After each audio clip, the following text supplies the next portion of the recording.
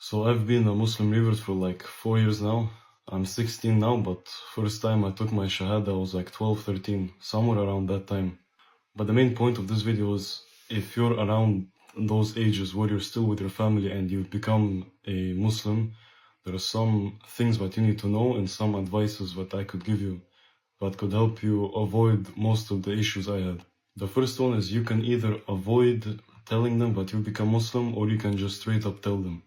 My personal preference was what I just straight up told them because, I like to stand firmly on whatever I stand on. So if I'm Muslim, I'm not gonna have shame or I'm not gonna hide it, regardless of what's gonna happen. For me, that's just more convenient, I don't have to hide, I don't have to everything. Even if there is more difficulty, it's easier just not to hide stuff. But again, if you do decide to not tell them and you decide to hide it, you will avoid lots of issues. But again, it's up to your preference. Because if you do hide it, you have more time to learn without pressure of your family and other people. The second thing you really want to know is that if you do tell them and they do find out, the worst thing you can really do is start debates and arguments with them. Because one thing older people like to do is do this thing where they say, I'm older than you, I know better than you, I have more life experience than you.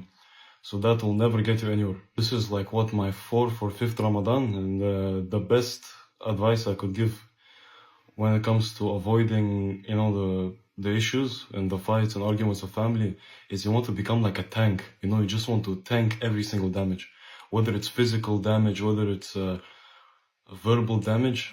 If they tell me something, I'm just gonna react in the same way. I'm not gonna say anything. The only choice most people have, most reverts, especially with issues in family, is just to tank the damage. Just let the damage come and don't do anything about it. Find a way to absorb it. Plus, if you're a man, that's just how things are. You're supposed to be able to deal with whatever you have. And the third and last thing is that the Muslim friends and the Muslim brothers you have will be the closest people to you after you become Muslim. Because after the problems with my family and everything else, every single Muslim friend that I have that's close to me, literally 20 people told me, if anything happens, you can come over to my house. You can do this. We're gonna bring you for iftar. Some people even offered to give me money, if anything bad happens, if I were to get kicked out or anything.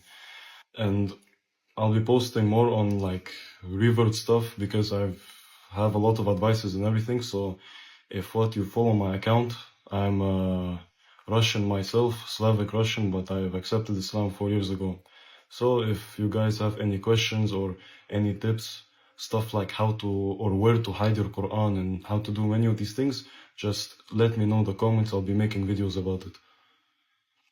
My beloved brothers and sisters, when you invite non-Muslims to Islam, let the Quran be part of your dawah. Share it gently with respect and good manners. The words of the Quran come from Allah, and they have a special power that can reach hearts beyond logic and debate. You can share simple verses about Allah's mercy, forgiveness, and love for humanity.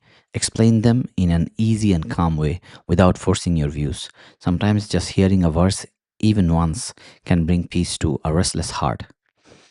Always remember that you are only a means. Guidance is not in your hands.